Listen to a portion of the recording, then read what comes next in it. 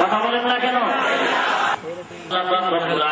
দেখে বলেন ও আমার গোলাম, আকাশের মালিক আল্লাহ, জমিনের মালিক আমি আল্লাহ, গোটা সৃষ্ট জগতের খালেক আমি আল্লাহ। আমার গোলাম, সকল ক্ষমতার উৎস একমাত্র আল্লাহ। সকল ক্ষমতার উৎস যদি বলা হয় জনগণ, কথাটা বেঈমানি কথা, কথাটা কুফরি কথা, কথাটা ধর্ম বিরোধী কথা, কথাটা মুসলমানদের বিরুদ্ধের কথা, আহলে সুন্নাত ওয়াল জামাতের বিরুদ্ধে কথা, নবীর বিরোধী কথা, কোরআন হাদিসের বিরোধী কথা। সকল ক্ষমতার উৎস জনগণ নয়, সকল ক্ষমতার উৎস হলেন আমার আল্লাহ। সকল ক্ষমতার উৎসকে আল্লাহ পাক বলেন সব ক্ষমতার মালিক আমি আল্লাহ। আমি আল্লাহ কাউকে ছেলে দান করি, কাউকে মেয়ে দান করি, কাউকে জনতা দেই, কাউকে কোনটা দেই না। ক্ষমতা কার? সন্তান দেওয়ার মালিককে।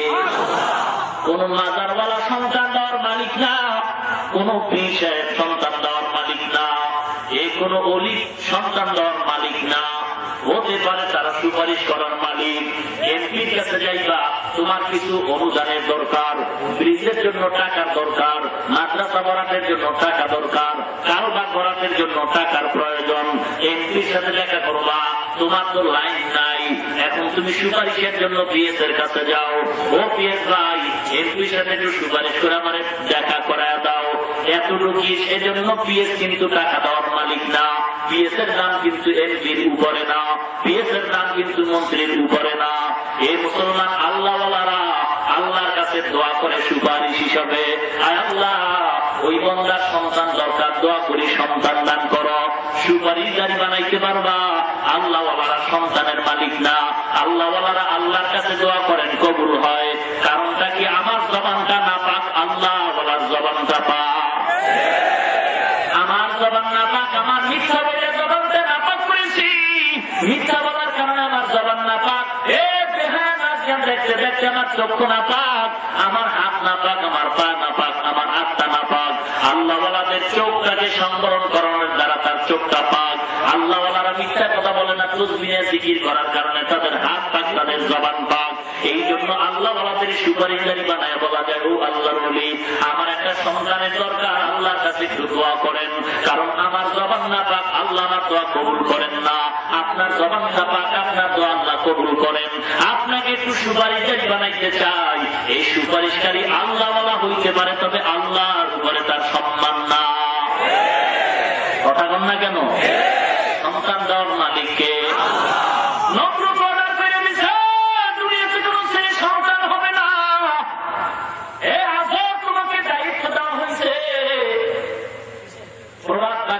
যেখানে বাঘের ভয় সেখানেই তো রাত পোহায়। যে আদরকে ডাইরেক্ট কার বানাইছে? জন্ম বন্ধ করার জন্য। সন্তান দুনিয়া থাকবে না। এই মুসলমান আল্লাহর গোলাম, এই জন্ম নিয়ন্ত্রণের যখন এই আইনটা চালু হয়েছে, ছেলে হোক মেয়ে হোক দুইটাই হয় না। দেখেন না আপনারা? কথা বল না কেন? ছেলে হোক মেয়ে হোক কয়টা? দুইটাই যথেষ্ট। তবে একটা ভালো, না হইলে আরো ভালো। কি কন মুসলমান? এই স্লোগান যখন থেকে শুরু হয়েছে, তখন থেকে আমার মাওলা পাল্টা স্লোগান শুরু করছেন। আমার মাওলার পাল্টা স্লোগানটা হলো, তোমরা বলো ছেলে হোক মেয়ে হোক দুইটাই যথেষ্ট, তবে একটা হওয়া ভালো, না হইলে আরো ভালো। আমার আল্লাহ কয়, তুই দুইটা সন্তান জন্ম দেওয়ার পর সন্তান আর নিবি না। আমি আল্লাহ স্লোগানটারে বন্ধ করার জন্য পত্রিকার মাঝে আমরা দেখতে পাই, মিডিয়ার মাধ্যমে জানতে পারি, এখন দেখা যায় একত্রে 7টা সন্তান জন্মগ্রহণ করে, সন্তান জন্মগ্রহণ করে। ঠিক কিনা? আল্লাহ পাক বলেন, ওয়া মাকারু ওয়া মাকারাল্লাহ ওয়াল্লাহু খায়রুল মাকিরিন। এ বাটপারের দল যত বাটপারি করবি, আমার মাওলার সামনে তোর বাটপারি ফেল।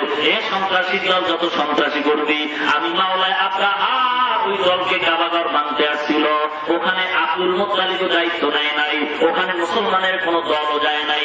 আমি কুদরতি আসমানি যেই সৈন্যবাহিনী পাঠাইলাম, পাথর পরে আর মরে, পরে আর মরে, পরে আর মরে। এ মুসলমান সাবধান, সাবধান। এ মুসলমানের দল, ইমানটারে মজবুত করে নাও। এ দেশটা মুসলমানের দেশ, এ বাংলাদেশটা মুসলমানের দেশ। এই দেশের মধ্যে এত আযান হয়, এত মুয়াজ্জিনের আযান হয়, এ বাংলার মাটির মধ্যে আল্লাহর নামের জিকির করা হয়,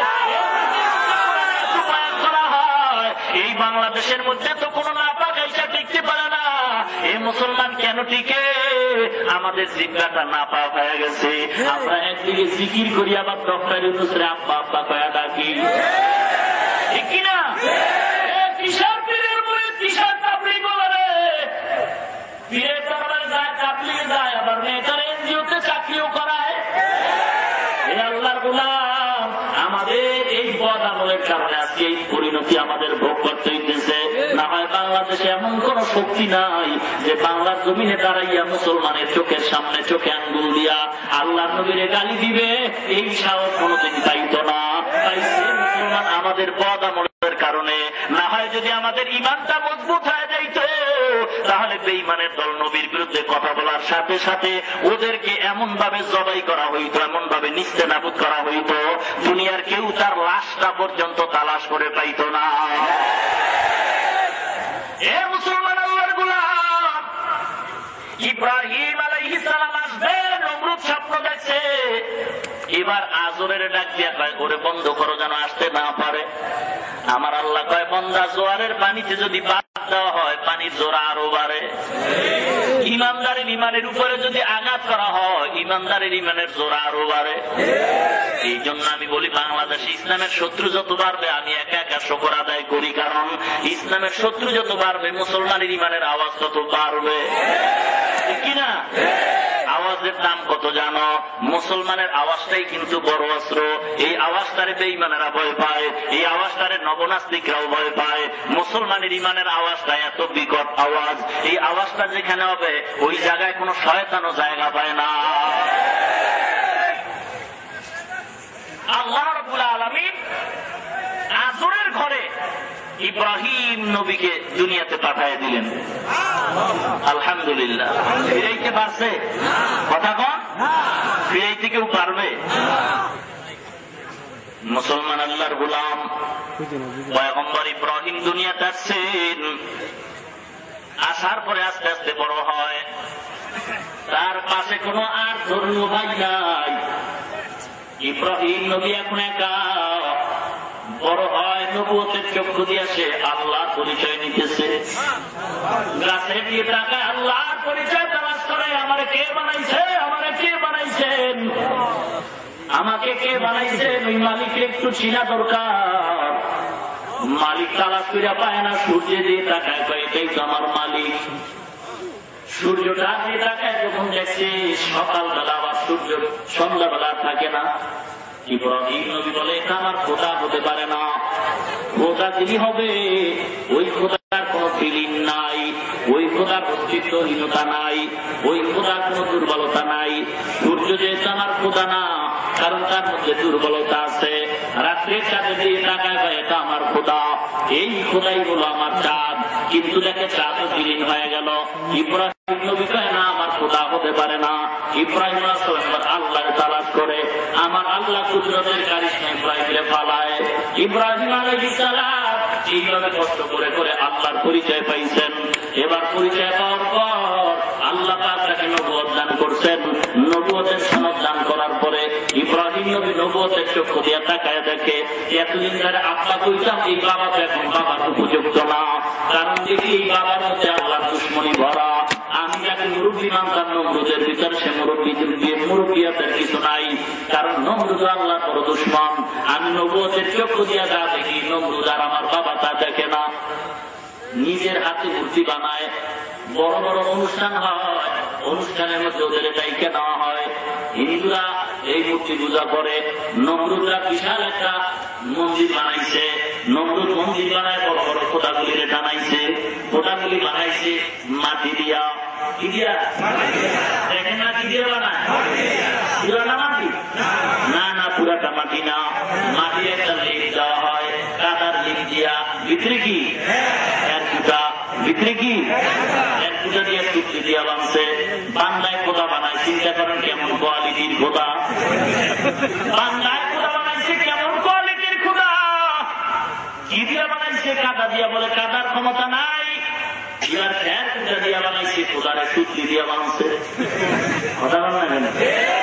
বান্দাকে উঠলে দিয়া এবার রং লাগাইছে, রং আছে রং টং লাগায় দেখে এখন খোদা কথা নয় না, জিন্দা হয় নাই। কারণ জিন্দ হইলে তো খোদা হাঁটবো আর কথা কইব আর দাঁড়াইব, খোদারে দাঁড় করা দিলে গাইতে বোঝা যায়। এবার খোদার ভিতরে রুহু ঢুকানোর দরকার।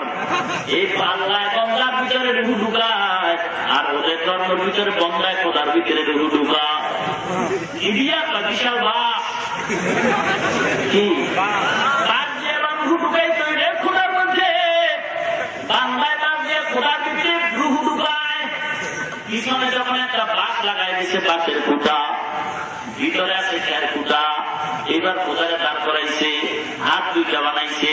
একজন দুই হাত দিয়ে খোদায় পারবো না আমরা, যে পেয়ার দশ, এবার 10 হাত বানা, 10 হাত বানাইছে, 10 হাত খোদা বানাইছে। এই বানাইতে বানাইতে একটা পেয়ার যদি কইরেই পালাইছে, পেয়ার যদি করার সাথে খোদায় গেটের উপরে, ঘাড়ের উপরে পাওয়ার আছে। লাঠি দেওয়ার সঙ্গে সঙ্গে ওই বদমাইশের জিভটা দাঁড়াত বাইরে হয়ে গেছে, দেখছেননি?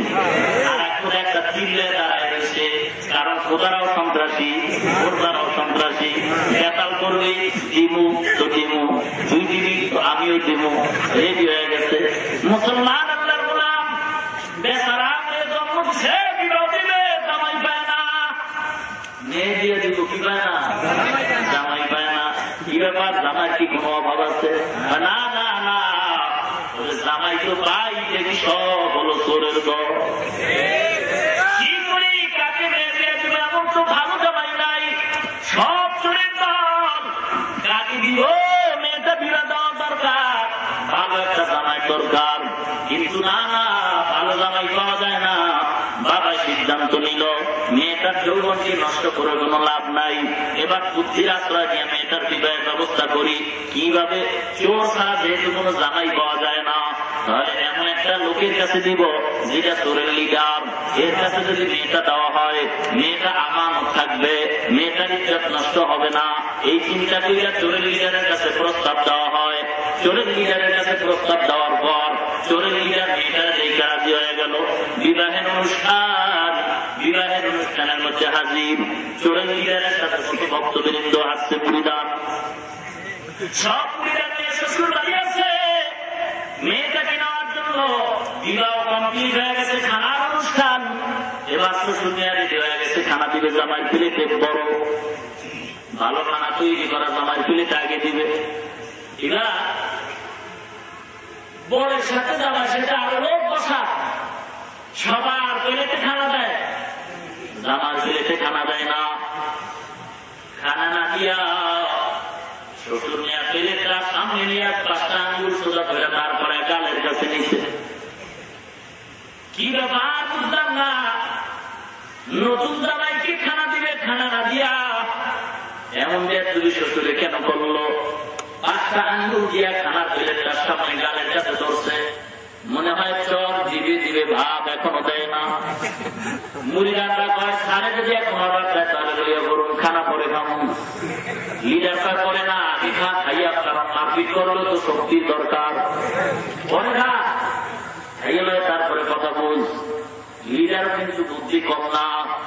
শ্বশুর মিয়া যখন 5 আঙ্গুল সোজা করছে, জামাই মিয়া আঙ্গুলটারে পুষ্টি বানাইয়া শ্বশুর মিয়ার নাক বরাবর করছে। দিবি তো দিব। हकीकत से तो दुनिया में खबर है, दुनिया की नुमाइश पर नजर है। नमी गोया कि आज दुनिया जुदा बस, बाहर काने के बाशी बा खुदा बा। দেখা যায় চোর মারতে আসলে চোর না, দেখা যায় চোরাই ঘুষি মারতেছে আসলে ঘুষি না। হাকিকতের মধ্যে ডুব দাও। মুসলমান ভিতরে অনেক শিক্ষণীয় ঘটনা আছে। জামার সামনে শ্বশুর তেমন করতে পারে না, কেন করলো? অবশ্যই কারণ আছে। শ্বশুরের সামনে তো নতুন জামাই এমন করতে পারে না, কেন করছে ভিতরে আসলে একটা কারণ আছে। উদ্দেশ্য দুজনের খারাপ উদ্দেশ্য না, শ্বশুরের উদ্দেশ্যটাও ভালো, জামাইকে নতুন সবক দেওয়া, জামাইয়ের উদ্দেশ্যটাও ভালো, শ্বশুরের সবকটারে গ্রহণ করা। বিস্তারিত আলোচনা পরে মুসলমান আল্লাহ নিজের আকলটারে খাটাও। আল্লাহ পাক তো মানুষকে শ্রেষ্ঠত্ব দান করছেন। ইব্রাহিম নবী আল্লাহর পরিচয় পায়, একদল মানুষ শুধু আল্লাহ তালাশে ঘুরতে থাকে, আল্লাহ কোন জায়গায় পাওয়া যায়, আল্লাহ আমার কে বানাইছেন, আমি যে এত কথা বলি কথাগুলি কোন মেশিন থেকে সাপ্লাই হয়, এই গবেষণা করে একদল আল্লাহর পাগলরা চিন্তা ভাবনা করে এই কথা বলার মালিককে, আমার কণ্ঠের আওয়াজ এত সুন্দর কে বানাইছে, আমি এত সুন্দর খানা খাই কে তৈরি করছে। ওই বান্দা তখন আল্লাহ দরবারে দোয়া করে, রব্বানা মা খালাকতা হাযা বাতিলান সুবহানাকা ফাকিনা আযাবান নার। সব আমাদের উপকারের জন্য বানাইছো। যারা আজকে আল্লাহর গালি দেয়, দেয়ার ইজ নো গড, জান্নাতীদের দলেরা আল্লাহ মানে না, মরণ বিশ্বাস করে না। ওরা কোনদিন কিন্তু সূর্যের মালিক ওরা তাও বলে নাই, সূর্যের মালিক আল্লাহ মালিকটাও ওরা স্বীকার করে, জমিনের মালিক ওরা দাবি করে না, আসমানের মালিক দাবি করে না। বুঝা গেল এটার মালিক একজন আছে। নাস্তিকদের জবাব একটা, আমাদের জবাব আর একটা। নাস্তিকরা বা এগুলির মালিক হলো প্রাকৃতিকের মাধ্যমে, প্রাকৃতিক ভাবে সব তৈরি হয়েছে। আমাদের জবাব হলো এর মালিক আল্লাহ। এখন ওদের জবাবের প্রশ্নটার জবাব হইল, বলো তোমরা যারা বললা প্রাকৃতিক ভাবে হইছে, বলো প্রাকৃতিক একটা বস্তু, বলো ওই বস্তুটার স্রষ্টাকে। জবাব দেওয়ার কোন শক্তি নাই, আছে? মুসলমান এই জন্য সাবধান, আল্লাহ নিয়ে কোনো ফিকির করো না, আল্লাহর গোলাম নিয়ে ফিকির করো। ইব্রাহিম আলাইহিস সালাম নবুয়ত পাইছেন, নমরুদ রাই খোদাগুলি বানায় পূজা করে। এবার মেলায় রওনা হয়ে গেছে, লম্বা ঘটনা। এবার ইব্রাহিমকে ডাক দেওয়া হয়, আজও চলো, আজও ডাক দিতে আমি যাবো না, আমি অসুস্থ। সবাই চলে গেছে মেলায়। মন্দিরের ভিতরে ইব্রাহিম নবী ঢুকছেন, দুইটা থেকে সব খোদারা দাঁড়াই আছে, সুন্দর সুন্দর শাড়ি পরানো। কি পরানো? শাড়ি বানাইছে খোদায় না বান্দা? শাড়ি বানাইছে, ফল পুরোটাই দিচ্ছে। এবার রাত্রিবেলা দেখবেন গিয়ে কান্দে, দোলে বাড়ি যায়, হারমোনিয়াম বাড়ি যায়, এবার গভীর রাত্রে কান্দে। কারণ গভীর রাত্রে কান্নার দাম বেশি, হিন্দুরাও জানে, রবীন্দ্রনাথ ঠাকুরও জানে গভীর রাত্রে কান্নার দাম কত। অতিও গভীর হয় রজনী যখন, নীরবে প্রভুর নাম জপিও তখন। অতিও গভীর হয় রজনী যখন, নীরবে প্রভুর নাম জপিও তখন। প্রভুর করুণা যদি পাইবারে চাও, গভীর রাতে উঠে প্রভুর গুণগান গাও। হৃদয়ে থাকিবে যার নম্রতা সদা, রহমত আসিবে সেটা প্রভুরতা। বড়র বড়াই থাকলে দিলে রহমত আসবে না, নিজেকে নিজে ছোট মনে করে বসা দাও। উঁচু জমিন থেকে পানি নিচু জমিনে যায়, তেমনি কোথার রহমত আছে নম্রতার হৃদয়। ভোগ বিলাসের বাড়ি গাড়ি পরে রবে সব, ভোগ বিলাসের বাড়ি গাড়ি পরে রবে সব। থাকতে সময় স্মরণ করো আল্লাহ আমার রব, থাকতে সময় স্মরণ করো আল্লাহ আমার রব। আমাদের রবকে মুহাব্বতে ডাক দিয়ে বলেন কে? বলেন কে? ربنا الله ثم استقاموا فلا خوف عليهم ولا هم يحزنون। আল্লাহ কে যারা রব বলে স্বীকার করে বন্ধু বানাইছে, আল্লাহ পাক বলেন আমরা তো জিম্মাদার হয়ে গেছি, কোনো চিন্তা নাই, কোনো ভয় নাই। ওয়ালা তাহিনু ওয়ালা তাহজানু ওয়া আনতুমুল আ'লাউনা ইন কুনতুম মুমিনিন। डरते नहीं दुनिया में मुसलमानों किसी से, डरते नहीं दुनिया में मुसलमानों किसी से, जब मिल जाती है दौलत ईमान नबी से, जब मिल जाती है दौलत ईमान नबी से।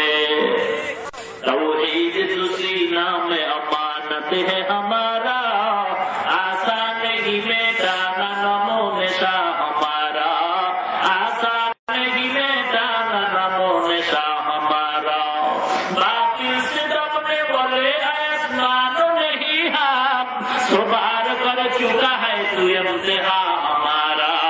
সুবার করে চুকা है तू इम्तिहा हमारा।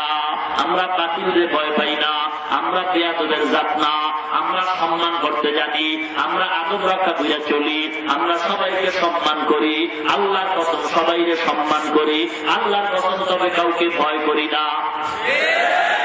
আমরা সবাইকে সম্মান করি তবে কাউকে ভয় করি না। তবে সম্মান কতক্ষণ চলবে? সম্মানের সীমানা আছে। আমরা সম্মান করব কতক্ষণ?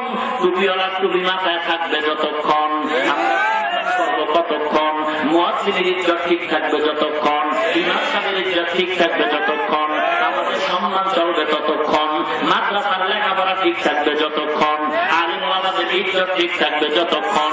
আমরা তখন সম্মানের নজরে দেখব, সম্মানের সাথে দোয়া করব, সম্মানের সাথে জায়গাটা খালি করে দিব, সম্মানের সাথে চেয়ারটা খালি করে দিব।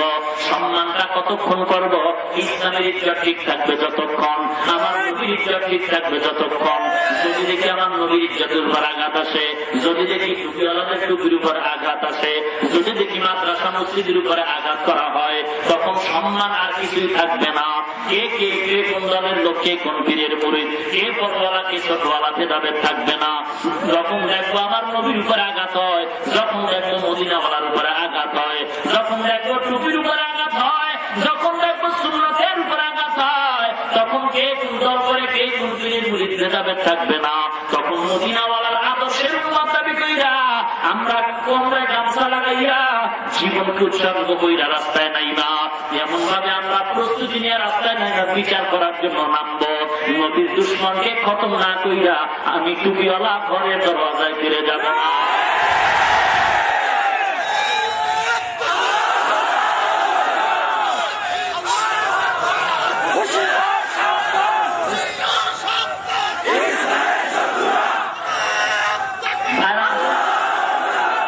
হইতেছে আপনাদের?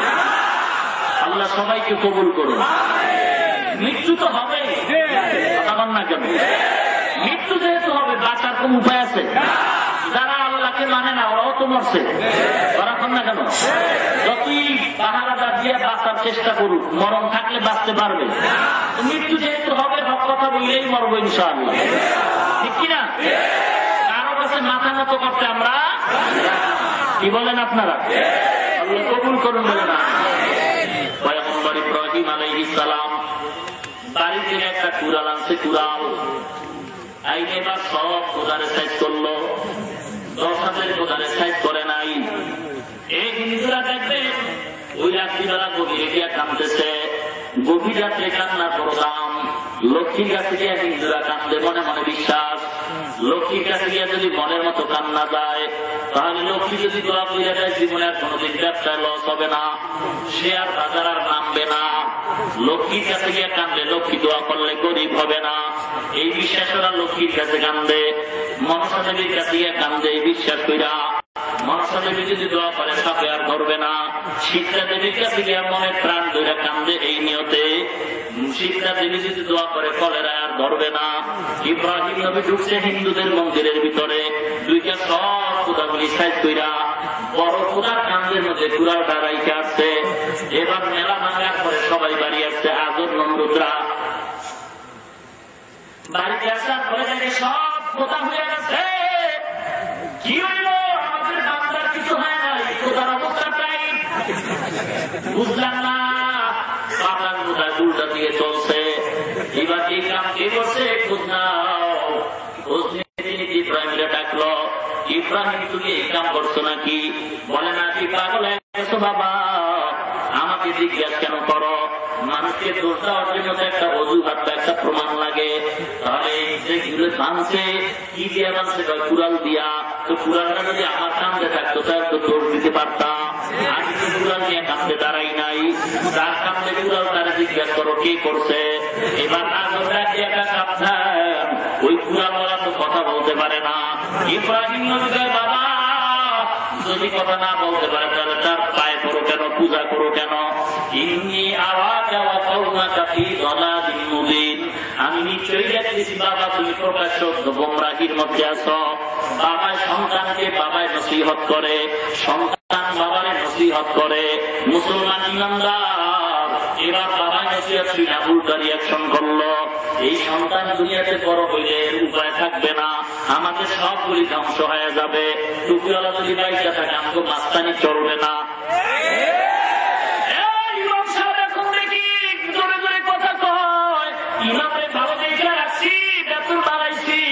কত সুন্দর, কিন্তু দেখি ইমাম সাহেব এখন মিছিল যায়, মিটিং করে। বুঝলাম না ইব্রাহিমের মনে করছি আমি খুব ভালো মানুষ, আমার বাবার উপরে কথা কয় না, কিন্তু বাবার উপরে দিয়ে কথা কয় সন্তান ভালো হতে পারে না। সভাপতির উপরে যে ইমাম সাহেব কথা কয় ইমাম ভালো হইতে পারে না।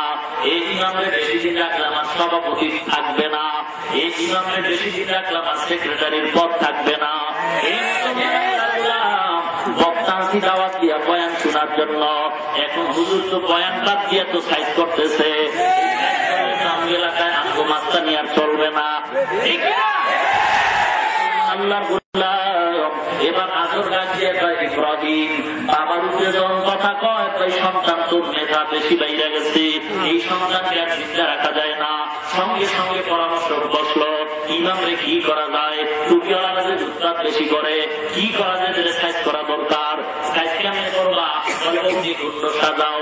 ইব্রাহিমকে দমন করার জন্য পড়ায় গেল, টুপিওয়ালাদেরকে কেমনে সাইজ করবা, বা টুপিওয়ালারা মাতবাড়ি করে কোন পুঁজি দিয়া, হয় কোরআনের মেডিসিন দিয়া, আর কি পুঁজি দিয়া, নবীর সুন্নাতের হাদিসের মেডিসিন দিয়া, বা এগুলি কোন জায়গায় পাওয়া যায়, বা এগুলি তো মাদ্রাসায় পাওয়া যায়, বা পাইছি মাদ্রাসার পরে আগুন জ্বালাও।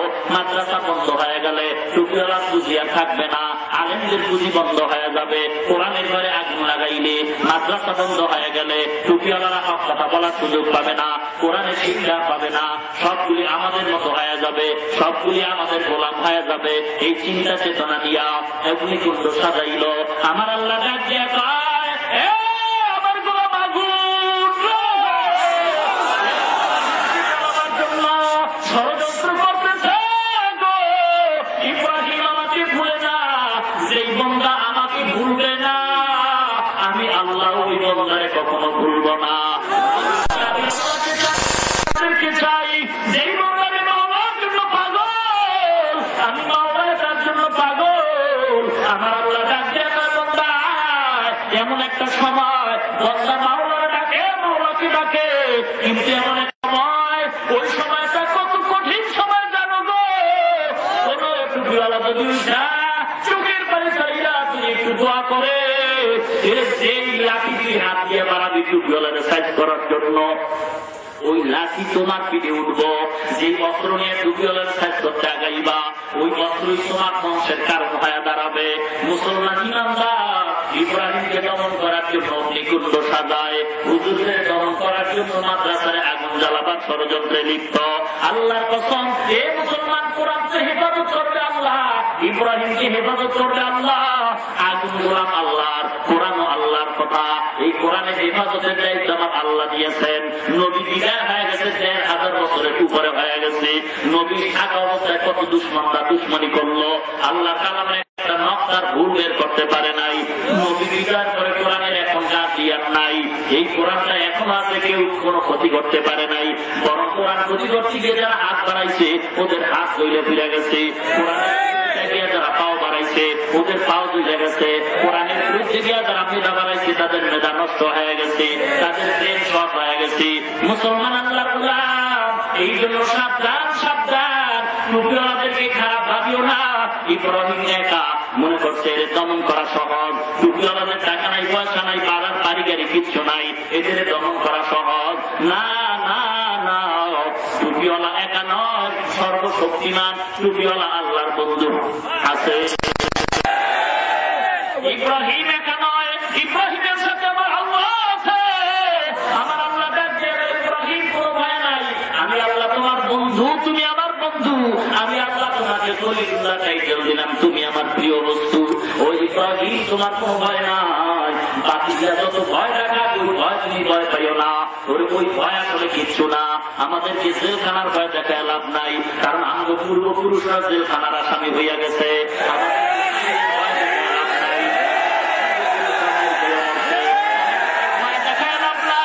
আমরা তো মাইকে ভয় পাই না, আমরা তো জেলখানার ভয় পাই না, জেলখানার তোমরাই ভয় পাও। আমাদেরকে ভয় কারণ আমাদেরকে যদি জেলখানায় দাও আমরা হাদিয়া হিসাবে গ্রহণ করব। কারণ আইয়ুব আলাইহিস সালাম আল্লাহ 18 বছর রোগ দিয়া রাখছে। শয়তান দিয়ে আল্লাহ তোমার আইয়ুব তোমার রোগের মধ্যে কইরা ভুলে না। কি ব্যাপার এ আইয়ুব তোমাকে ভুলে না, কারণটা কি? আইয়ুবের তুমি টাকা পয়সা বেশি দিছো, এই জন্য বেশি ইবাদত করে। আল্লাহ কয় না না শয়তান তোর কথা ঠিক না। কয় আসলেই ঠিক। আমার আল্লাহ প্রমাণ করার জন্য আইয়ুবের সমস্ত সম্পদগুলি আগুন দিয়ে জ্বালায় দিলেন। শয়তান দিয়ে আইয়ুবরে কানে সেজদা করো, সেজদা করে লাভ নাই। যে কোন একের সম্পদ দিতে বলি সব আগুন দিয়ে জ্বালায় দিতে। আইয়ুব নবী সেজদায় দীর্ঘক্ষণ রইলেন। সেজদা থেকে মাথা উত্তোলন করলেন। এরপরে আল্লাহ শুকর আদায় করলেন। ইবলিসরা কি ব্যাপার শুকর আদায় করছো কেন? বলে আমার সম্পদের কারণে ইবাদত করতে একটু মাঝে মাঝে ব্যাঘাত হইতো, সম্পদের ভেজালের কারণে। সম্পদ নাই, এখন আমি নির্ভেজাল ইবাদত করতে পারবো, টেনশনও আমার নাই। তার টেনশন বেশি, যার সম্পদ বেশি তার টেনশন বেশি, তার হিসাব বেশি। মুসলমান গরিবের সম্পদ নাই, টুপিওয়ালার সম্পদ নাই, কোন টেনশনও নাই। আমরা বাড়ির মধ্যে ইবাদত করলে ছেলে ডাক দেয় অসুস্থ, মেয়ে ডাক দেয় অসুস্থ, আর যখন জেলখানায় যাওয়া হবে তখন আমরা তো নিরাপদে থাকবো। আমরা